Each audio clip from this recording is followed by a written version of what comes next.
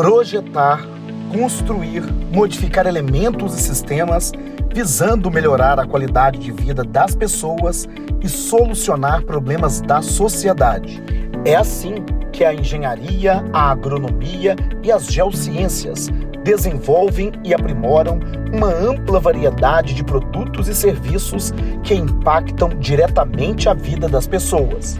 Produzir energia, gerar novos produtos, multiplicar a produção de alimentos, materializar soluções, construir cidades, proporcionar o desenvolvimento do nosso estado. A engenharia, a agronomia e as geociências são os caminhos para proporcionar mais qualidade de vida para todos. Com foco no desenvolvimento do nosso estado, há 89 anos, o CREA Minas regulamenta e fiscaliza o exercício profissional. Com isso, o Conselho protege a sociedade, promovendo a segurança, o bem-estar social e humano e o equilíbrio ambiental. Isso significa mais oportunidade de trabalho para os profissionais e empresas legalmente habilitados, segurança e qualidade nos serviços prestados. CREA-MG, modernizando, inovando e avançando sempre na prestação de serviços. Olá pessoal, sejam bem-vindos ao capítulo 2 do módulo 5 do nosso curso.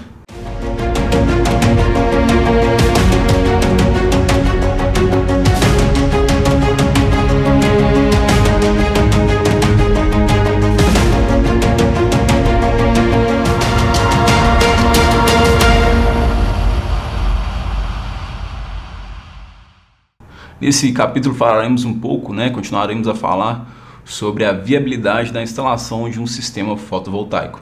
Na última aula já começamos a ver o dimensionamento de um sistema, esse um sistema de solo a ser instalado na cidade de Ibirité, e a gente estava analisando o posicionamento desse sistema. A gente viu que o sistema de solo ele tem essa vantagem de poder ser instalado no direcionamento que a gente deseja, devido ao tipo de suporte.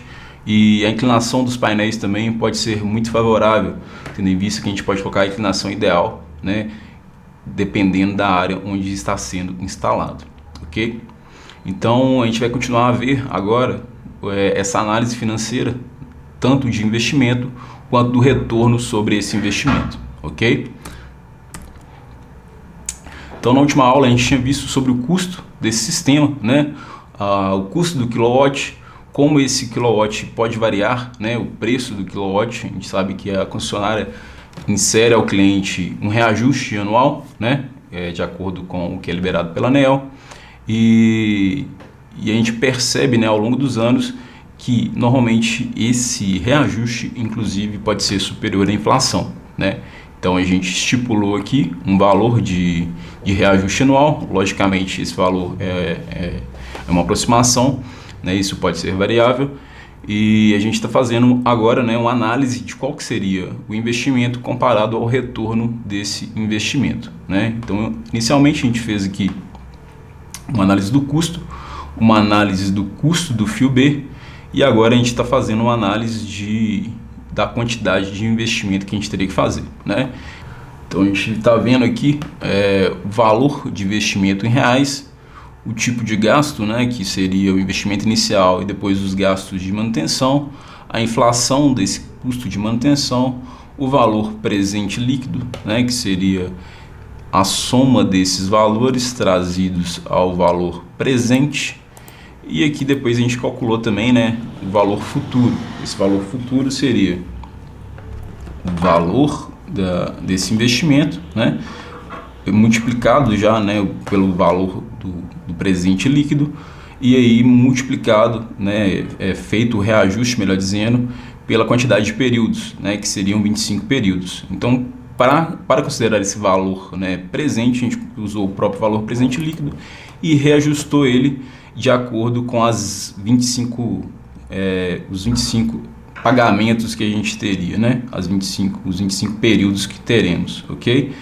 Com uma taxa de 6%, que foi o que a gente estipulou, Como a gente já havia dito, essa taxa é um reajuste que foi estipulado, pode ser próximo ao valor da inflação, quer dizer que os seus valores vão ser reajustados anualmente a um valor de 6%, ou seja, o custo da mão de obra vai aumentar, o custo dos materiais, etc., né? Isso vai aumentar numa média de 6% ao ano, ok?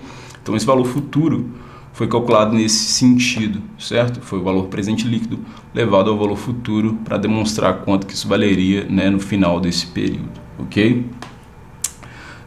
Posteriormente, né, a gente vai analisar também qual que seria a produção em quilowatts. Por que essa produção é tão importante, né? A gente pode analisar o datasheet, né, a folha de dados do painel, e a gente observa, quando a gente faz essa análise, que esse painel tem um decaimento de produção. Naturalmente, né, como qualquer equipamento, ele tem uma perda aí de produção ao longo e de performance, né, ao longo dos anos. Então, o próprio fabricante, né, fornece para a gente um gráfico onde a gente consegue observar, né, que a gente consegue observar esse decaimento. Então, logo no primeiro ano, esse fabricante mostra para a gente que a gente já tem uma queda de 2% em relação à produção, né, e nos demais anos, ele mesmo cita aqui, né, 0,55% de degradação anual por 25 anos, certo? E inclusive, né, faz uma propaganda aqui falando que ele é melhor, né, do que os outros fabricantes, tendo em vista que ele tem um decaimento menor do que eles, certo? Então ele garante que no final desses 25 anos, né, ele ainda vai ter essa performance de 84,8%, né, e ele considera essa taxa de decaimento. Então a gente vai levar isso, né, para o Excel e demonstrar qual que seria a perda de produção ao longo desses 25 anos, certo? Por quê? Se a gente está projetando um sistema para produzir 1.800 kWh mês nesse ano da instalação, a gente sabe que no final desse período, esse projeto, né, esse sistema não vai ter o mesmo desempenho, né? Ele tende a perder performance em função da vida útil dos próprios painéis, ok? Então a gente precisa entender, né, e calcular e saber que isso vai acontecer. Obviamente, pessoal, podem ser feitas manutenções nesse sistema, né, a fim de minimizar, né, de mitigar esse decaimento de performance, né? Por exemplo, aumentar a quantidade de painéis, né, substituir alguns painéis ou realmente instalar uma nova usina com um novo inversor, né, fazer um aumento dessa usina, uma expansão dessa usina, no intuito de minimizar, né, ou de contrabalancear esse efeito da degradação dos módulos que a gente vai ver que acontece, certo? Então, jogando isso para a tabela, a gente já tinha calculado na última aula, né, no último capítulo, que a produção inicial dessa usina seria de 1.855 kWh por mês, certo? Só que já no primeiro ano a gente vai ter um decaimento aí de 2%, certo? Então eu não teria mais, ao final desse ano, né, 1.855, mas sim 1.817, considerando essa taxa de decaimento de 2%, né? No segundo ano, a gente teria os 2% mais 0,55%. No terceiro ano, a mesma coisa, né? Os 2,55% mais 0,55% e assim sucessivamente, né? De forma linear, né? Não é uma conta como pode parecer, é exponencial, mas como a gente pode ver até no próprio gráfico, né? Vai ser um decaimento linear, ou seja, uma função de primeiro grau aí, com um fator de decaimento de 0,55% e no primeiro ano 2%. Então tem essa taxa fixa no primeiro ano e depois essa taxa de 0,55% ao mês durante 25 anos. Ao ano, né, durante 25 anos. Ok? Então, né, fazendo essa progressão, no final dos 25 anos, a gente teria um decaimento total de 15,2%, certo?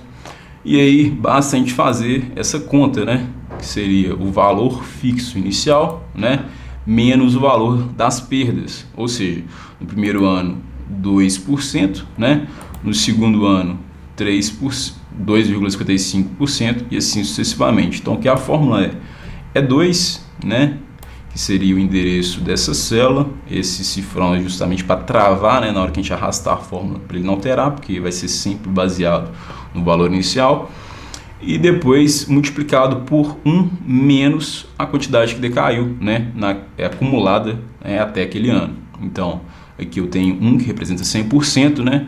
Menos 2,55%, certo? No próximo ano a gente teria a mesma coisa, né?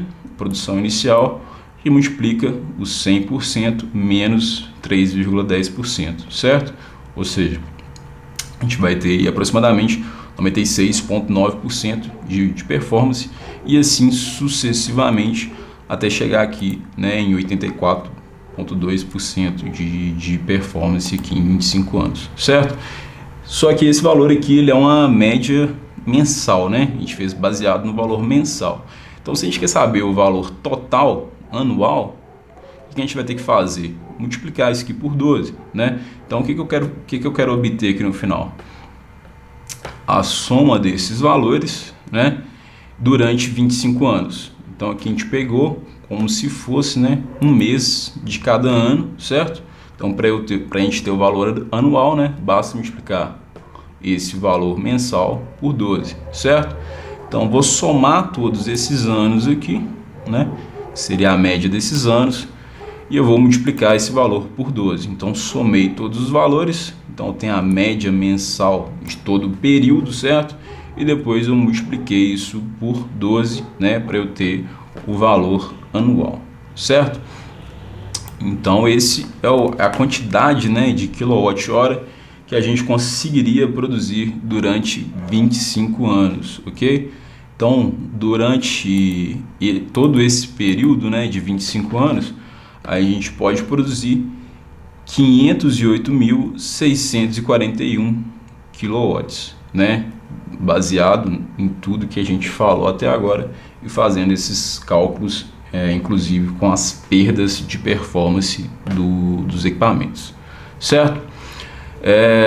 Então a gente já sabe, né, o quanto a nossa usina vai produzir durante esse período de 25 anos, né? É importante lembrar que não quer dizer que depois de 25 anos a gente tem que descartar necessariamente esses painéis, né? A gente sabe que tem usinas aí funcionando há mais de 40 anos, né? Continua com uma boa performance, né? Mas por que a gente estabeleceu esse valor de 25 anos? É porque foi o valor dado pelos fabricantes, né? O valor que os fabricantes normalmente usam e eles garantem uma performance durante esse período, ok? Posteriormente, né, em posse de tudo que a gente já falou até agora, a gente já consegue fazer agora uma análise do valor da conta sem a fatura, sem a produção de energia solar, melhor dizendo, né? E depois fazer um valor da fatura, né, com a instalação do sistema fotovoltaico, certo? Então aqui primeiro a gente vai fazer uma análise sem a energia solar, certo? Então a primeira coisa que a gente precisa é do valor, né, do preço do quilowatt em cada ano, certo? Então o que a gente vai ter aqui? Igual, e a gente vai lá na planilha que a gente já criou, né, que demonstra o preço do quilowatt. Então vou colocar igual aqui, custo do quilowatt, dá igual, e eu vou arrastar isso até o final do nosso último ano, né? A gente vai perceber essa evolução de valores, ou seja, os mesmos valores que estão lá vão passar por aqui. Depois, a gente quer saber o consumo, né? No nosso caso aqui, foi dito que o cliente tem um consumo médio mensal de 1.800 kW, né? Considerando só o consumo, a gente vai ter esse valor fixo, né? Então a gente sabe que o consumo não vai mudar, né? Mas a ideia é que não mude durante todo esse período. Então a gente teria fixo 1.800.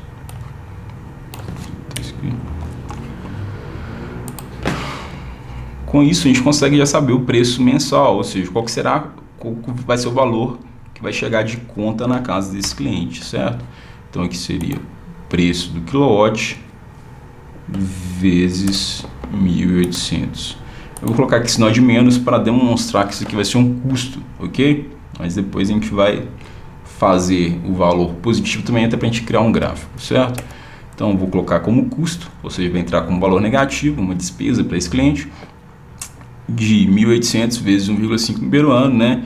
E o consumo depois continua fixo, porém o valor do quilowatt vai aumentando, ou seja, a despesa desse cliente vai aumentar, certo? Então no primeiro ano ele teria um custo, né, de 1.886,35. Para a gente saber o valor anual, é só a gente multiplicar, né, esse valor aqui vezes 12. Então, no ano, ele teria o gasto de R$ 22.636,15. Importante lembrar que nessa conta, né, não vai entrar a taxa mínima. Por que não vai entrar a taxa mínima? Né? A gente já sabe, mas é importante lembrar esse motivo. Então, a taxa mínima ela é importante na seguinte situação, em que a concessionária precisa ser remunerada por um custo de disponibilidade. Ou seja, mesmo que o cliente não usar a rede naquele mês, né, naquele período de medição, a concessionária vai ter uma remuneração mínima, né? Quando o cliente supera o consumo, nesse caso aqui, um cliente bifásico, né, que a gente está fazendo a análise, o consumo que seria de 50 kW, ele não precisa pagar essa taxa, porque o valor dessa taxa já está embutido nesse valor. Agora, caso esse cliente caso esse cliente consuma um valor abaixo de 50 kW, o mínimo que ele vai pagar é 50 kW. Então, se ele consumir 30 kW, por exemplo, ele vai pagar 50 kW. Se ele consumir 10 kW, ele vai pagar 50 kW. Nesse caso, ele consumiu 1.800, ou seja, o valor bem acima, né, da taxa mínima. Então, ele vai pagar justamente o que ele consumiu, não precisa de somar nenhuma taxa, né, em cima desse valor que está sendo cobrado, ok? O que ele vai pagar aqui a mais vai ser a taxa de iluminação pública, né? Porém, esse é o valor que depende de município para município, né? Às vezes até de região para região, dentro do mesmo município, tendo em vista que algumas áreas não têm iluminação pública, eles não necessariamente vão ser cobrados dessa taxa, ok? Então, já que a gente já fez, né, esse levantamento aqui, basta a gente continuar com essa multiplicação, né? Então, se a gente conseguir arrastar essa fórmula aqui, a gente vai ver a evolução desse valor mensal e a evolução desse valor anual, ok? Sabendo que o valor do quilowatt aqui já está ajustado, né? É uma taxa que a gente considerou aí no capítulo 1, de 10% ao mês. Obviamente isso pode ser alterado, né? Pode se considerar uma taxa menor de reajuste anual do preço do quilowatt, ok? Então, para a gente ter uma perspectiva, se fosse somado, né, todo esse valor e levado para valores atuais, né, é como se o cliente fosse pagar ao longo dos anos R$ 862.704, ok? Né? Então, esse valor todo acumulado, já levado aos valores presentes, que seria o início de 2024, ele teria que pagar esse valor aqui, certo? A gente pode criar, inclusive, um gráfico, né? Porém, esse gráfico não fica tão legal, pelos valores estarem negativos, parece que ele está diminuindo o valor pago, né? Então, para ficar mais interessante, criar um gráfico mais legal, a gente vai levar isso aqui para valores positivos, ok? Para a gente entender isso aqui de forma mais fácil. Então, vamos criar uma coluna adicional aqui.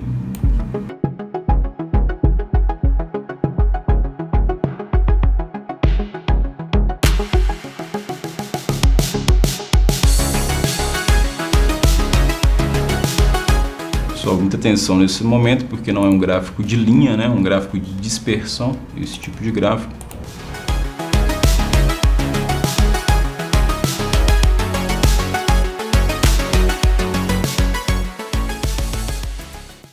Então a gente consegue perceber aqui, né, uma evolução no preço da energia, né, ao longo desses 25 anos do uso na verdade, da falta desse sistema de energia solar fotovoltaica, né, que o cliente é 100% dependente, refém da concessionária, ok? Mas agora é interessante a gente ver também, né, como que ficaria essa situação caso o cliente instalasse. Então, o primeiro caso aqui é o valor sem a instalação do sistema fotovoltaico, certo? A gente teria esse tipo de curva. Agora a gente vai entender o valor, né, como ficaria esse valor com a instalação do sistema fotovoltaico.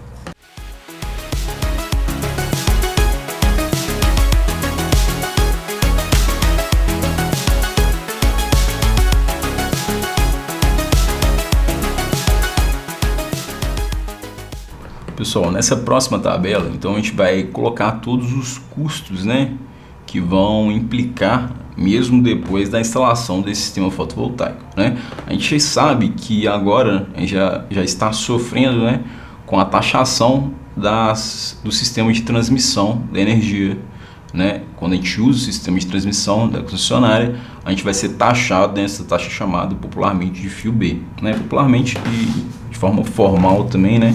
Em alguns casos ela vai ser chamada de fio B. Então é a TUSD fio B, certo?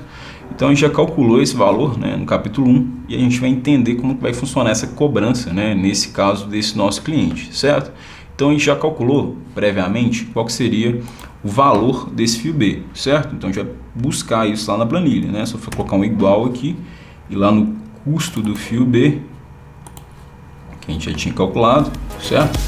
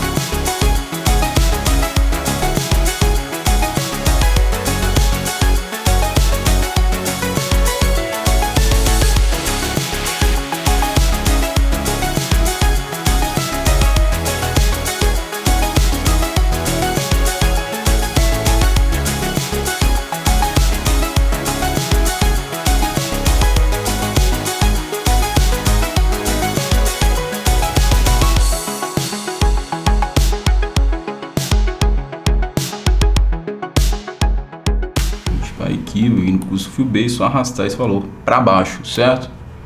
A gente vai ter aqui qual que seria esse custo do fio B durante esse período, certo? E esse valor aqui já está ajustado de acordo com a proporcionalidade, né, com a evolução dessa taxação, certo? Então, 2024 30%, 2025 45% e assim sucessivamente. Então que já está considerando essa evolução percentual, né, da taxação do fio B, ok? Agora é importante a gente falar também, né, e surgiu um novo fator aí, que é a simultaneidade. O que seria essa simultaneidade? Quando a gente está produzindo energia fotovoltaica e ao mesmo tempo tendo um consumo, nem toda a energia que está sendo produzida vai chegar até o padrão de entrada, certo? Então uma boa parte dessa produção ela vai direto para os equipamentos que porventura estejam ligados naquela instalação naquele momento, né? Então mesmo que a casa esteja vazia, às vezes, né, uma geladeira ela vai estar com o motor armado naquele momento e vai consumir aquela energia, né, antes mesmo dela chegar no padrão da CEMIG. Ou seja, nem toda a energia que for produzida ela será injetada. Ok, pessoal? Então é até importante e relevante, né, tentar aumentar essa taxa, né, de simultaneidade, ou seja, para fazer com que o cliente ele consuma a própria energia, né? Se ele conseguir aumentar essa simultaneidade, ele vai ter uma quantidade menor de utilização da rede da concessionária e, consequentemente, ele vai ser taxado em um valor menor, tendo em vista que ele vai usar por menos tempo, né, por menos vezes, vai ter menos quilowatts deles circulando pela rede da concessionária. Dessa forma, ele vai ser menos taxado, certo? Então, essa taxa de simultaneidade é quanto por cento dessa energia ele está consumindo ao mesmo tempo em que ele produz. Quanto maior a taxa de simultaneidade, menos ele vai utilizar a rede da concessionária, certo? Se ele conseguir consumir o máximo de energia ao mesmo tempo que está produzindo, ele vai ser taxado de menor forma, ok? Então é importante, né, na medida do possível, que esse cliente ele consiga conciliar o maior consumo dele com a maior produção dele. Se o cliente conseguir otimizar e fazer com que esses valores sejam mais parecidos possíveis, ele vai ter uma taxação menor, ok? Então essa taxa de simultaneidade a gente considerou a princípio de 30%, né? Obviamente isso pode variar, pode ser de 20%, pode ser de 10%, pode ser até de 0%, dependendo do tipo de situação do seu cliente, né? Do modelo, do padrão de consumo dele, certo? Então você tem que analisar isso em função de cada cliente, certo? Então a gente considerou que a simultaneidade dos clientes seria de 30%. Isso quer dizer que 70% do que ele produzir vai ser injetado na rede da concessionária, ou seja, ele vai ter que pagar o fio B proporcionalmente a 70% dos quilowatts que ele produzir, certo? Então seria, né, o valor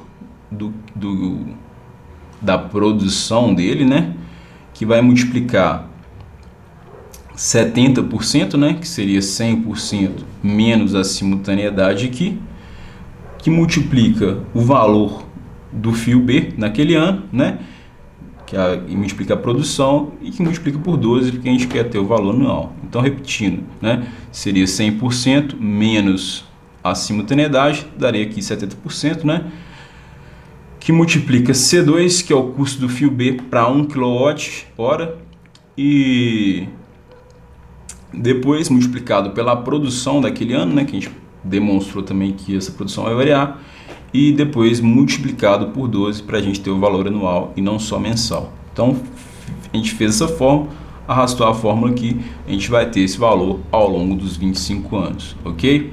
Então a gente já sabe o valor do fio B desse cliente especificamente, certo? Porém, nesse momento a gente tem que abrir um parêntese, porque nem sempre vai ser assim. A gente sabe que a gente tem até então, né, uma evolução do fio B e uma parcialidade entre o fio B e a taxa mínima, né? Então, para a gente entender isso melhor, vamos voltar aqui para a apresentação, né? Como que está funcionando a taxação da TUS de fio B? A gente tem uma situação em que o fio B é maior do que a taxa mínima, né? Então, a primeira situação, o valor da taxação do uso da rede vai ser maior ou igual à taxa mínima. Nesse caso, é muito simples, vai se pagar o fio B.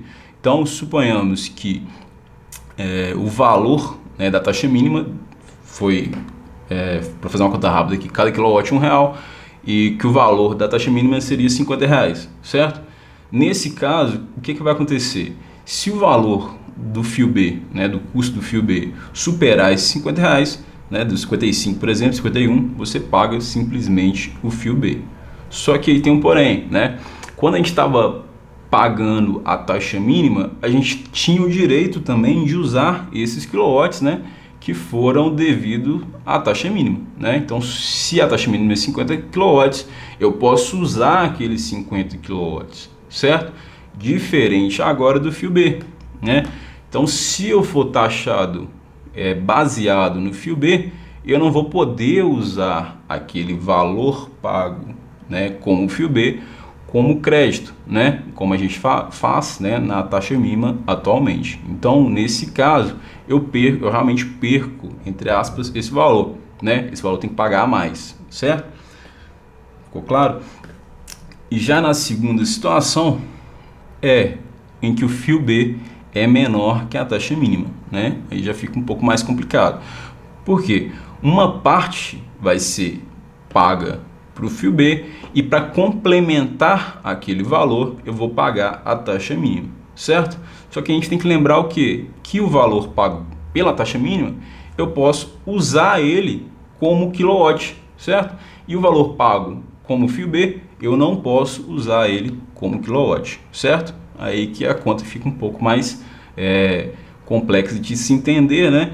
Ainda mais da forma que a concessionária coloca isso na fatura. Então, mas só, né, para deixar claro, suponhamos, né, pegando um caso realmente real aqui, a gente tem uma taxa mínima aqui de 50 kW, certo? Só que eu poderia, né, usar esses 50 kW. Só que esse cliente já é um tipo de cliente GD2, ou seja, essa usina, né, ela foi instalada, ela foi homologada após 6 de janeiro de 2023, certo? Então ela já vai entrar na categoria de GD2, certo? Nesse caso, o que vai acontecer? Ele teria a taxação, né, em função do fio B, nesse caso uma taxação ainda pequena, né, que a gente viu que seria de 15% do fio B, porém esses 15% aqui, ó, fez o cliente perder 3 kWh, certo? Então ele primeiro paga esse fio B, né, que é correspondente a esse valor, e depois o que faltar ele vai complementar isso com a taxa mínima, né? Mas da forma que a concessionária mostra, ela fica confusa por isso. Por quê?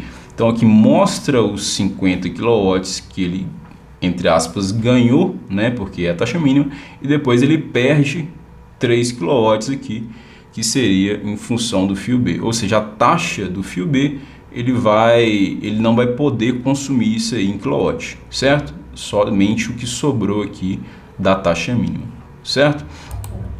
Então a penalidade nesse caso vai ser em função disso. Porém o nosso cliente aqui, né, ele já tem um consumo que extrapola a taxa mínima. Então basicamente ele não vai precisar preocupar com a taxa mínima, né, tendo em vista que o consumo mensal dele multiplicado pelo valor do fio B já vai superar, né, o preço de 50 kW, ok?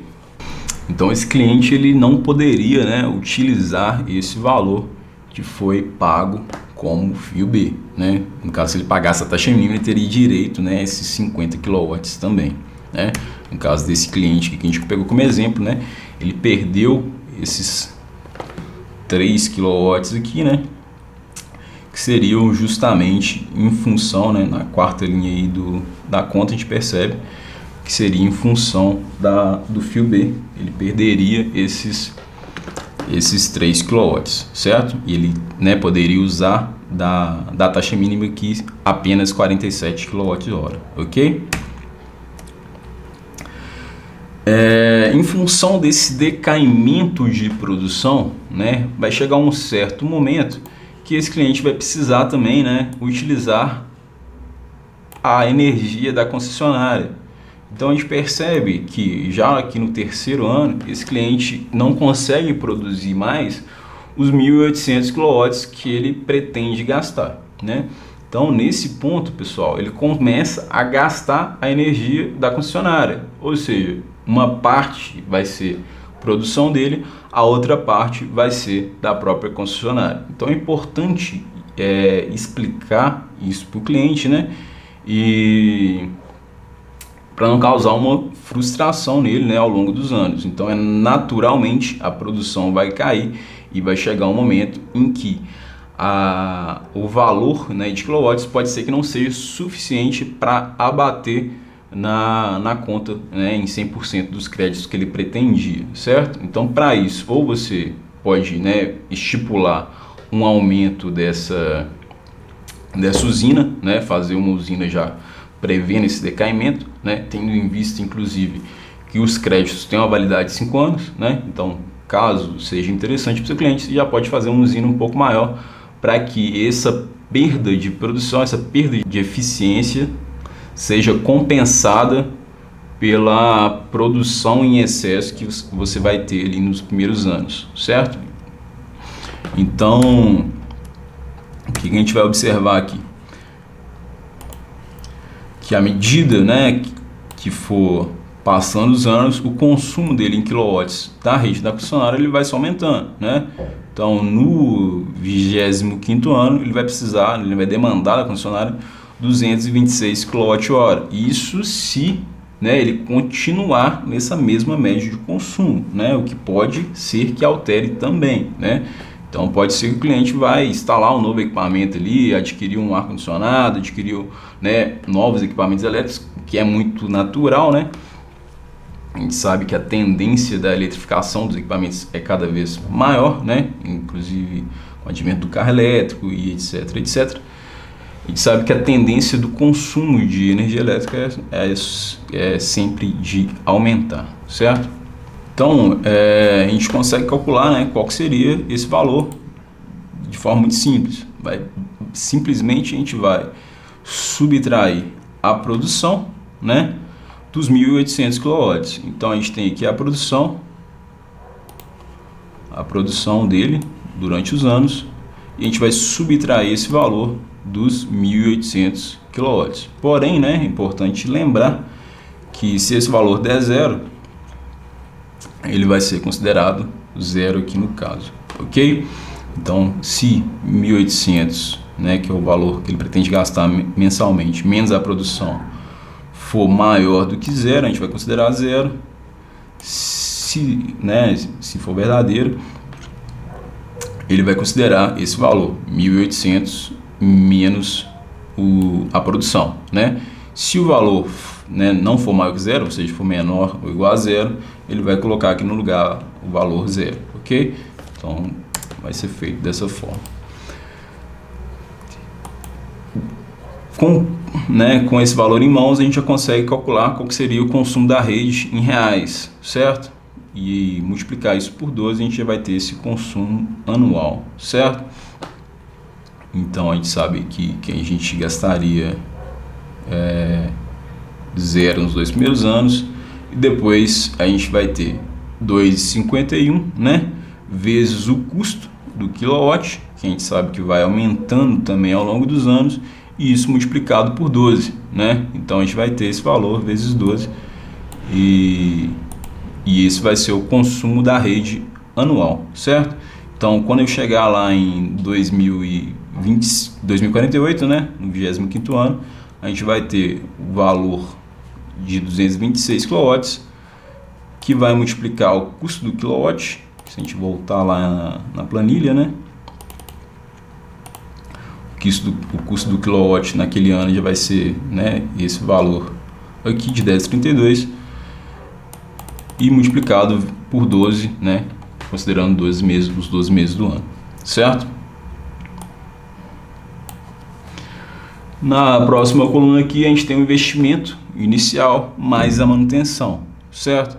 Então a gente vai pegar esse valor, né, daquilo que a gente já calculou. Então a gente já tem esse valor de investimento, é só colocar um igual aqui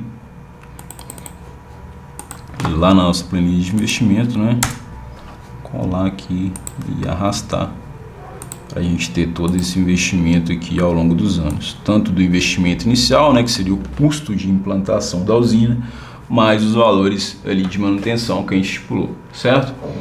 E lembrando, né, que no 13º ano aqui a gente considerou a troca do inversor, né, estipulou um valor para esse inversor e considerou a troca dele, certo? Então agora a gente já tem, né, em um lugar só todos os valores, todos os custos, né, de implementação, né, e de operação dessa usina. Então a gente pode somar aqui esses valores. Então o primeiro custo seria o de investimento e manutenção. Depois, o que está aqui no E2 seria o valor anual do fio B, né? E depois também o consumo que a gente vai usar da rede. Então seriam esses 3 custos inicialmente que a gente teria, certo? Nesse caso a gente não está considerando, né, a taxa de iluminação pública, né? A gente não considerou ele nem no valor da fatura com solar e nem no valor da fatura sem solar, tendo em vista que o valor vai se repetir nos dois, né? Então a gente pode cancelar esse valor e desconsiderar ele para os nossos cálculos, porque o importante aqui é comparar, né, a situação com a instalação do sistema solar fotovoltaico e sem instalação dele, ok? Então a gente percebe que a gente teria, né, esse fluxo de caixa aqui, certo? Dessa forma a gente consegue, né, comparar esses valores já inicialmente, né, primeiro utilizando aqui o VPL, né, e depois a gente também fez uma estimativa de custo do quilowatt utilizando, né, fazendo a instalação da energia solar, certo? Mas o que seria esse VPL, né? O que quer dizer esse VPL? Então a gente vai lá para o conceito de VPL, né, um conceito financeiro, certo? O VPL, também chamado de NPV, né, ou VAL, valor atual líquido, ele é o valor daquele fluxo de caixa levado nesse caso para o início do período, certo? Então eu vou descontar, né, todos esses valores e levar eles para o ano de 2024, certo? Todos para o mesmo período. Então esse valor presente líquido, né, é como se a gente trouxesse todos aqueles valores, toda aquela sequência de pagamentos do fluxo de caixa para o ano atual, né? No caso, o ano atual do projeto é 2024, certo? Então a gente fez essa regressão financeira, né, de todos os valores descontados e somados até, né, para o ano atual. Então descontou todas essas taxas, né? No caso ali a gente considerou uma taxa de 6% ao ano, né? Isso que poderia ser alterado, como se fosse uma taxa de inflação, ou pode ser considerada também, né, uma taxa de atratividade, né? Resumindo, uma taxa de juros que vai ser considerada ali pelo analista financeiro, né? E a gente chegou, nesse caso, no valor de 242.180, né? Então, se todo aquele fluxo de caixa fosse levado para o ano de 2024, a gente teria um total de gastos de 242 mil. A gente já pode comparar isso, né, sem solar. Sem solar, a gente viu que esse custo, né, fazendo esse mesmo cálculo, né, levando em conta os fluxos de caixa que sem a instalação da usina fotovoltaica, a gente teria uma despesa de 862 mil, certo? Então já é uma primeira comparação que a gente pode fazer entre a instalação e a não instalação dessa usina, certo? Continuando essa análise, né, já fazendo uma outra comparação aqui, né, a gente vai estabelecer, né, esses fluxos de caixa. Então aqui a gente tem o fluxo de caixa, a gente copiou esses valores, né? O valor do fluxo de caixa sem solar e os valores do fluxo de caixa com a energia solar. Nesse caso aqui, pessoal, a gente deixou tudo como positivo para a gente poder gerar gráficos com esses valores e entender melhor como vai ser a evolução dessas despesas ao longo desse período, certo? E depois aqui a gente vai mostrar, né, qual que seria a diferença, né, desses dois valores. Então aqui basicamente a gente colocou igual, né, menos o valor sem solar para transformar esse valor em positivo. A mesma coisa a gente fez com o valor com solar, né? E depois a gente subtraiu os dois valores, né? Então a gente entendeu aqui qual que seria a diferença de despesas, né, do valor com solar menos o valor sem energia solar. Então aqui no primeiro ano a gente teria uma diferença negativa, ou seja, a implantação sairia mais cara, né, do que a não implantação, devido ao custo, né, desse material, o custo dessa instalação, certo? Então no primeiro ano a gente teria instalando um fluxo negativo de 19 mil, ou seja, no primeiro ano o solar não vai valer a pena, entre aspas, né? Por quê? Porque ele vai ter um alto custo, né, de investimento inicial aí, certo? Porém essa diferença é de apenas 19 mil reais, certo? No segundo ano, a gente já percebe que a energia solar já tem um fluxo bem menor, né? Um valor bem menor do que a não instalação, certo? Então aqui a gente já vai ter um aumento, né, do custo do quilowatt-hora, certo? Em contrapartida, aqui a gente já não tem mais aquele investimento, aquele aporte feito para a instalação de energia solar, certo? Esse custo aqui do segundo ano, né, do ano 2, seria justamente em função do fio B, principalmente, né, e dos custos também de manutenção, mas principalmente em função do fio B, ok? Então a gente já teria uma diferença aí positiva de 22 mil reais, né, de vantagem da instalação para a não instalação, ok? Então a gente teria aqui já uma vantagem de 22 mil. E assim sucessivamente, a gente percebe que daqui para frente, né, todos os valores serão positivos no sentido que compensa mais a instalação do que a não instalação, ok?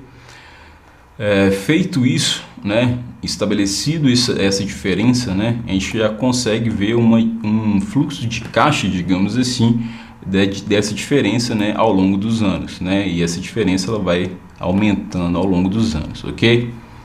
Só que todos esses valores aqui, né, eles já estão reajustados no tempo, então até para a gente ter uma perspectiva de quanto valeria isso, né, a gente pode trazer esses valores a valor presente, ou seja, trazer esses valores para o ano atual, certo? Então, é como se fosse, né, esse valor de 19.800, ele se torna 18.000 e assim sucessivamente, né? Essa fórmula de valor presente, ela é basicamente isso. A gente vai pegar o valor daquele ano, dividir, né, por 1 mais a taxa, no caso que a gente considerou a taxa de atratividade ou a taxa de inflação como 6%, e elevado ao ano que a gente está, né? No caso que é o ano 1, depois ao ano 2 e assim sucessivamente, né? E vai trazer todos esses valores proporcionalmente ao valor presente, regredindo, né, essa taxa de inflação de 6% nesse caso aqui, certo? Então a gente calculou todo o fluxo, né, em termos de valor presente, certo? Se a gente somar esses valores presentes, a gente vai chegar justamente aqui no nosso VPL, né? Então, se a gente somar todos os valores presentes, a gente vai ter justamente o VPL, certo? Então, já é uma outra métrica, né, que a gente pode observar, né, em função dessa diferença. Ou seja, o quanto que a gente teria de lucro se a gente observar simplesmente a diferença, né, de preço, né, de custo dessas duas situações, uma sem instalar o sistema e a outra instalando o sistema, né? Então, o que novamente a gente vai fazer o cálculo do valor presente líquido, né, baseado nessa coluna da diferença, que é uma fórmula, e a outra fórmula seria somar todos os valores, toda a coluna aqui de valor presente, né? A gente vai obter exatamente o mesmo valor, né? Ou fazendo o VPL através dos valores dessa coluna, ou somando os valores de coluna de valor presente, certo? Então, isso que eu obteria 622 mil. Então, isso quer dizer que se a gente, né, fizer essa usina, é como se em 2023 a gente tivesse um lucro, né, de 620 mil reais, ok? 620.523 reais e 73 centavos, ok? Logicamente, né, considerando todos esses parâmetros, essas definições, essas considerações que a gente fez até agora, certo? Umas outras duas formas de observar, né, e de avaliar esse investimento seria a taxa interna de retorno, né, e o payback, né? O que seria essa taxa interna de retorno? Uma forma muito comum de definir seria a taxa que vai zerar o VPL, né? Uma definição rápida seria isso, né? A taxa que vai zerar o VPL, né? Mas uma forma mais interessante de entender, né, e de entender qual que seria a utilidade dessa taxa, né, é poder comparar essa taxa com uma taxa de juros de uma outra aplicação financeira, né, ou com a taxa de retorno de algum outro investimento, né? Então a gente pode comparar, por exemplo, a instalação da usina com o investimento no Tesouro Direto, né? Eu posso comparar a construção da usina com o investimento na poupança, né? Com a aplicação na poupança, né? Com a aplicação em um determinado CDB, certo? Então, com essa taxa, eu consigo comparar esse investimento, né, da instalação da usina com outros tipos de investimentos, seja de um outro projeto, né, seja de uma aplicação financeira que a gente pode fazer. Então a gente pode comparar essa TIR, né, por exemplo, com uma taxa ali da poupança. Suponhamos que a poupança esteja rendendo 6% ao mês, né? Então a gente conseguiria comparar, né, essa taxa de interna de retorno com a taxa da poupança ou de qualquer outro investimento financeiro que a gente vai ter, certo? No nosso caso, a gente está calculando a TIR baseado no período anual, né? Então a gente observou aqui um retorno, né, de 121% ao ano, ou seja, uma taxa bem agressiva, né? A gente percebe que a capacidade de ter um retorno sobre investimento é muito alta. Dificilmente você vai encontrar no mercado financeiro investimentos que te dão um retorno assim tão alto, certo? E o payback também, que é um indicador muito utilizado, o que ele quer dizer? Em quanto tempo você vai conseguir pagar aquele investimento que você fez, né? Então, você fez um investimento ali, no nosso caso, 41 mil reais para fazer aquela usina, e eu quero saber quanto tempo que aquele fluxo de caixa positivo, né, aquele dinheiro, aquele retorno financeiro vai demorar para pagar esse investimento, certo? a gente percebe que vai ser muito rápido, né? Por quê? E já no primeiro ano ele se paga, né, praticamente, né, mais da metade ali do valor, né? Então a diferença entre 100 a usina fotovoltaica Pracon é de apenas R$19.000, ou seja, mais da metade do valor, né, você já consegue recuperar no primeiro ano. Por quê? Porque você está pagando a usina com o próprio valor, né, da conta de luz que você está abatendo. Você está deixando de pagar a conta de luz e você está pagando, né, o investimento da implantação de um sistema solar fotovoltaico. Então, por isso, né, se torna tão benéfico, né, porque você deixa de ter uma despesa muito alta, né, e troca essa despesa por um retorno, né? Esse retorno é o valor que você deixa de pagar, né, durante esse período, ok? E por ficar imune, né, a tantas variações de preço, acaba que esse retorno ele se torna ainda mais rápido, né, e mais interessante, certo? Porque você fica imune a essa inflação energética, né, aos aumentos do valor do quilowatt. Sem falar que, nesse caso, a gente ainda não foi considerado, por exemplo, uma bandeira vermelha, uma bandeira amarela, né? Tarifas que podem até mesmo superar essa inflação energética que a gente estipulou, certo? Então isso também é muito interessante, né? Você não está produzindo dinheiro, mas você está produzindo quilowatt. E se o preço do quilowatt está aumentando, quer dizer que a sua rentabilidade ela está aumentando, né, proporcional ao aumento do preço, né? Então, quando o preço do quilowatt aumenta, você fica imune a ele e, na verdade, isso só vai demonstrar o quão rápido você vai recuperar esse dinheiro, tendo em vista que você não está sujeito àquele aumento, ok?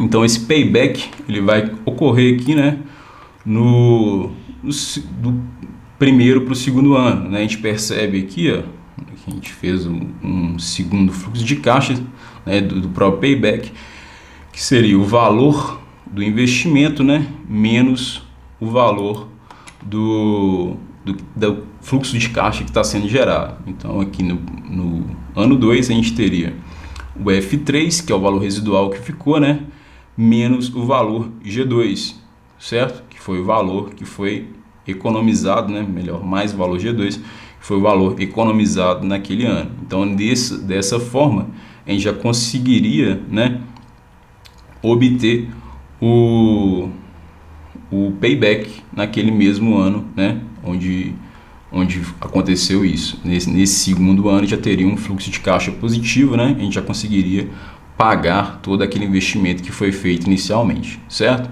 Então, a gente percebe, né, que é uma recuperação muito rápida de investimento. Então, consigo, né, comparar esse valor de payback também, né, com outros investimentos concorrentes, né, com outros tipos de investimento que a gente poderia ter, né? Então, se eu tenho uma empresa, eu posso abrir uma nova filial, por exemplo, né, ou instalar uma usina fotovoltaica, né? Eu posso chegar nesse ponto de decisão e eu consigo, né, discernir qual que seria a opção mais viável em função desse payback, né? Qual que vai me dar um retorno maior, né, ou mais rápido sobre aquele investimento que a gente fez. Para finalizar, né, essa análise aqui, a gente pode gerar um gráfico, por exemplo, né, para demonstrar a evolução desse fluxo de caixa ao longo dos anos, né? Uma forma interessante talvez de demonstrar para o cliente como que vai evoluir esse fluxo de caixa ao longo desses anos, certo?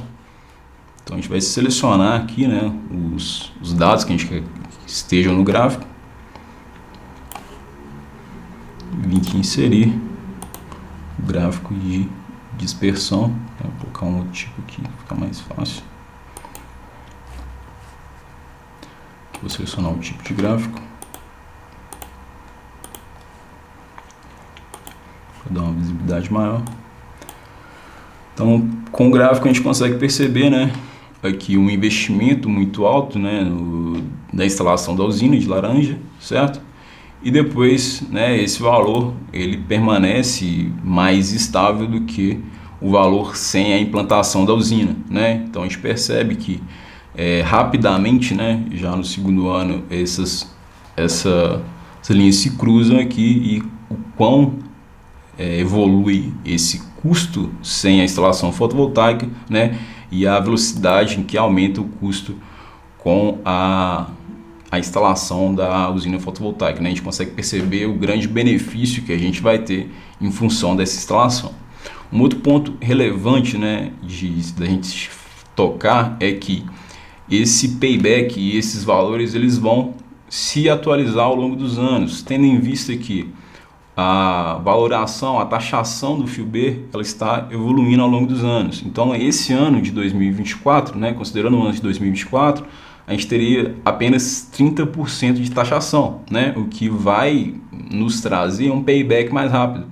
Porém, quanto maior esse percentual, né, em 2025, por exemplo, 45%, 2026, 60%, quanto mais tardio for essa instalação, mais demorado vai ser a recuperação desse investimento, né? Então, por isso é tão interessante, né, fazer nesse período em que não ocorre ainda uma taxação tão alta em relação ao FIBE. Por quê?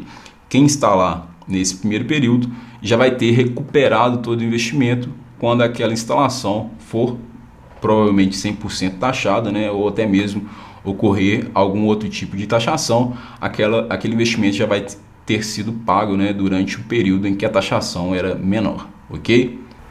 Pessoal, chegamos ao fim do nosso curso.